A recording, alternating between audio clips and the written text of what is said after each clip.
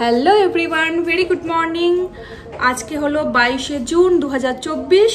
আজকে আমাদের দ্বিতীয় সকাল মুর্শিদাবাদে। তো কালকে যেহেতু ফ্রাইডে ছিল, তো ফ্রাইডেতে হাজারদুয়ারি প্যালেস বন্ধ থাকে, সেটা আমার জানা ছিল না। তো সেজন্য ওইটা আমাদের দেখা হয়নি। আর মুর্শিদাবাদ এলে তো হাজারদুয়ারি মাস্ট, হাজারদুয়ারির জন্যই মুর্শিদাবাদ। তো সেই প্যালেস দেখার জন্য আমরা বেরোচ্ছি।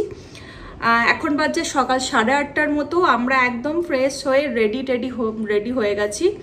একবারই প্যালেস দেখে বাইরে কোথাও ব্রেকফাস্ট সেরেই আমরা কিন্তু রওনা দিয়ে দেব আমাদের ঘরের উদ্দেশ্যে।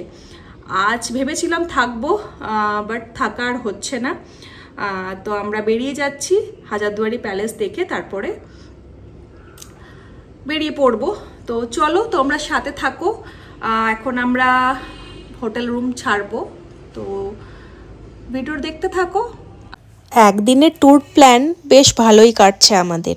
হ্যাঁ, তবে দেখার অনেক কিছুই আছে, আরও একটা দিন স্টে করে গেলে ভালোই হতো, কিন্তু সত্যি করেই আর পারছি না। মনে হচ্ছে কত তাড়াতাড়ি ঘরে যাব। অনেক কাজই পেন্ডিং আছে। তো আবার না হয় কোনো আরেকবার চলে আসবো মুর্শিদাবাদে। যেই প্লেসগুলো আমরা ভিজিট করতে পারলাম না এবারে, সেগুলো সেই সময় না হয় দেখে নেব। আমরা ঢুকে গেলাম হাজারদুয়ারি প্যালেস। এবার আমাদের টিকিট কাটতে হবে। টিকিট কাউন্টারটা ওই যে, তো এই যে দেখতেই পাচ্ছ, দারুণ লাগছে। মনে হচ্ছে একদম রাজাদের আমলেই আমরা চলে এসেছি।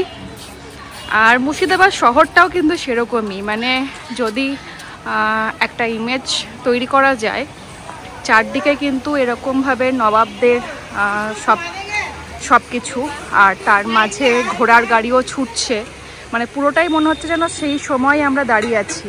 হয়তো এখন লোকের কাছে বাইক, স্কুটি এইসব হয়ে গেছে, কিন্তু সেটাকে যদি আমরা সাইডে রেখে একটু ইমাজিন করি, তাহলে আমরা মনে হচ্ছে ঠিক সেই টাইমে আমরা ফিরে গেছি, একদম রাজাদের সময়। খুবই সুন্দর লাগছে। মুর্শিদাবাদে এসেছিলাম আমি বহু বছর আগে, তখন একদমই বাচ্চা। তো তারপরে এতগুলো বছর পর আবার মুর্শিদাবাদ ঘোরার সুযোগ হয়েছে। তো এই যে প্যালেসটা এখন দূর থেকেই তোমাদেরকে দেখাচ্ছি।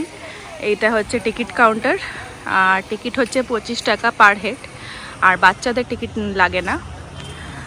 তো টিকিট হয়ে গেছে? আচ্ছা, তোর টিকিট নিয়েছিস তো?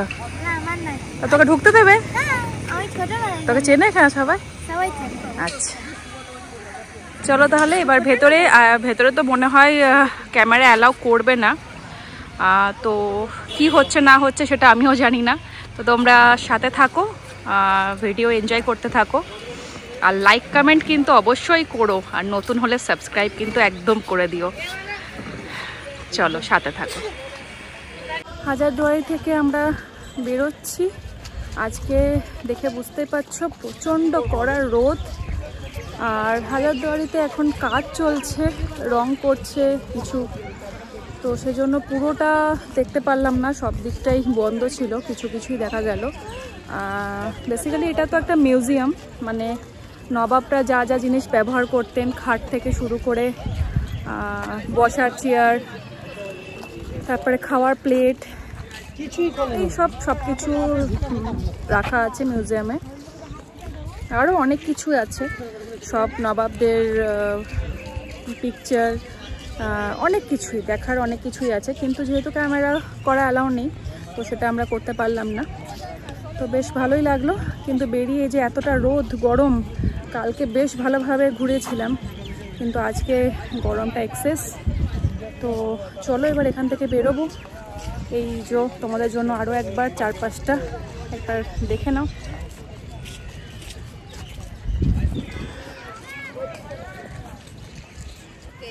চলো বেরোনো যাক। বেরিয়ে পড়লাম হোটেল থেকে আমরা।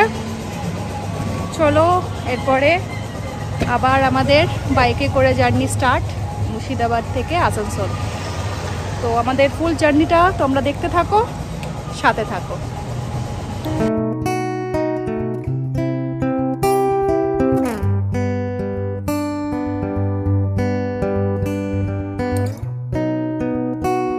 আমরা রাস্তাতে যেতে যেতে ভাগীরথী নদীর কাছে এসে একটু দাঁড়ালাম। মুর্শিদাবাদে আবার কবে আসা হবে না হবে তার জন্য ভাগীরথী নদীকে আরও একবার দেখার জন্য। তো এই যে ভাগীরথীর ঘাটটা, নদীর পাড়ে এসে আমরা একটু দাঁড়ালাম। চলো বেশি দেরি করব না, কেননা আজকে ওয়েদার যা দেখাচ্ছে যে বৃষ্টি হতে পারে, আবার হয়তো রাস্তা যেতে যেতে আবার কালকের মতো বৃষ্টি পেতে পারি। তাই যত তাড়াতাড়ি সম্ভব যতটা রাস্তা এগিয়ে যাওয়া যায়। তো এই যে আমরা 3 জন, কই গো এই যে আমাদের সারথি, কোথায় সারথিকেও দেখান আমাদের বাইক। চলো তাহলে এবার বেরিয়ে আমরা চিতা এটা। চলো যেতে যেতে হাজারদুয়ারির ইতিহাস নিয়ে কিছু কথা হয়ে যাক। অনেকে মনে করেন হাজারদুয়ারি প্রাসাদ নির্মাণ করেছিলেন নবাব সিরাজউদ্দৌলা, কিন্তু এটি একেবারেই ভুল। হাজারদুয়ারি প্রাসাদটি তৈরি করিয়েছিলেন নবাব নাজিম হুমায়ুন জা। 1837 সালে মুর্শিদাবাদের প্রধান আকর্ষণ হাজারদুয়ারির নির্মাণ কার্য শেষ হয়। 41 একর জায়গা নিয়ে প্রাসাদটি দাঁড়িয়ে আছে। 1000টা দরজা আছে বলে এর নাম হাজারদুয়ারি। আর হাজারদুয়ারির ঠিক বিপরীত দিকে কিন্তু আমরা দেখতে পাবো নিজামত ইমামবাড়া।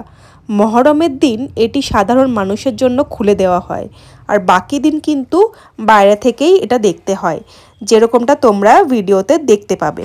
এখন বাজছে কটা, 1:30 নাকি? এখন বাজছে 1:30। আর কালকে মুর্শিদাবাদ যাওয়ার সময় যে দোকানটাতে আমরা দাঁড়িয়েছিলাম ব্রেকফাস্টের জন্য, সেই মিষ্টির দোকানটার কাছেই আমরা দাঁড়িয়ে আছি, একটু রেস্ট নিচ্ছি। অবশ্যই এর আগেও একবার রেস্ট নিয়েছি, কিন্তু তখন আর ভিডিও করে ওঠা হয়নি। আর তখন বেশ ভালো বৃষ্টি পড়ছিল, সেটা আমার ক্যাপচার করা হয়নি, একদম মাইন্ড থেকে বেরিয়ে গেছে। মানে এতটা দূর ট্রাভেল তো, মানে কোথাও একটু বসতে পেলে মনে হচ্ছে না বিশাল একটা ব্যাপার, ওই জন্য রেস্ট করতে গিয়ে ভিডিও করতে ভুলে গেছি। তো যাই হোক, এখন আমরা যে লোকেশনে দাঁড়িয়ে আছি এটা হচ্ছে, জায়গাটার নাম হচ্ছে কোটাসুর, মহিষাসুরের ভাই নাকি। তো চলো এখান থেকে আর কত আছে? 99 প্রায় এখনো 100 কিলোমিটার আরও বাকি আছে আমাদের পথ চলা। তো দেখা যাক কতক্ষণে পৌঁছাতে পারি, কেননা ওয়েদার আস্তে আস্তে যত এগোচ্ছি তত কিন্তু বেশ মেঘ কালো হয়ে আসছে। আবার হয়তো আগে কোথাও গিয়ে বৃষ্টি পেতে পারি।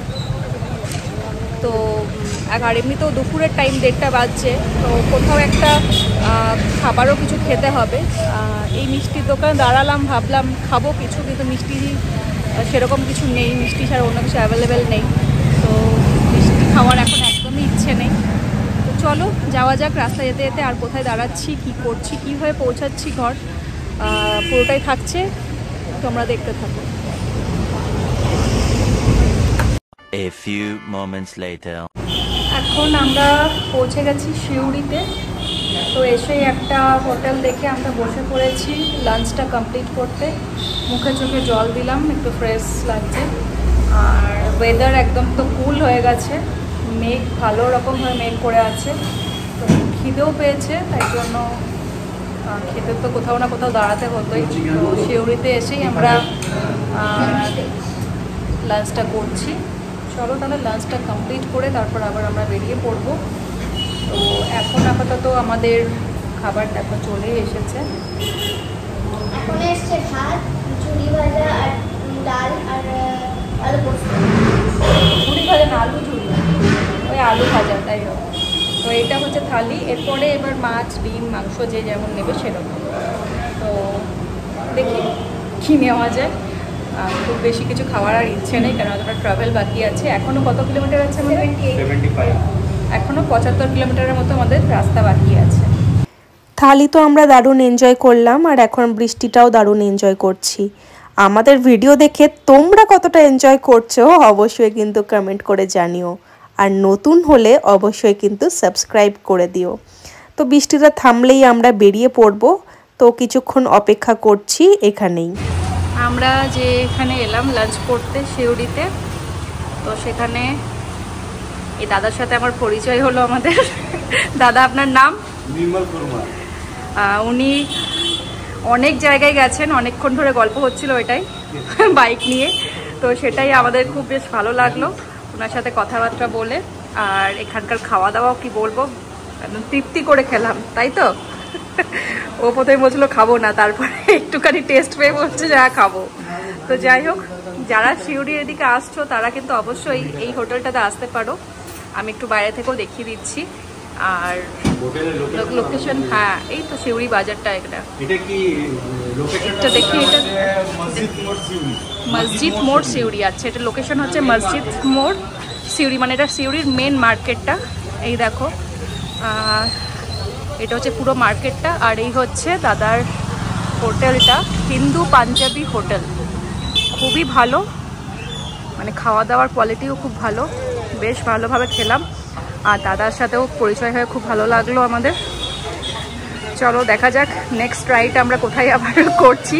তোমরা অবশ্যই সাপোর্ট করো, আমাদের পাশে থেকো, চ্যানেল সাবস্ক্রাইব করো অবশ্যই যারা নতুন। আর দেখতেই পেলে কিছুক্ষণ আগে বৃষ্টি হয়ে গেল ভালো মতো। তো এরপরে এবার আমরা বেরোচ্ছি, আর এখন বেজে গেছে 2:30টা। তো চলো। এই পথ যদি না শেষ হয় তবে কেমন হবে তুমি বলো তো? একদমই ভালো হবে না। কত তাড়াতাড়ি যে পৌঁছাবো এখন তাই ভাবছি। আর একভাবে তো যাওয়াই যাচ্ছে না, অনেকবার করেই দাঁড়িয়ে দাঁড়িয়ে যেতে হচ্ছে।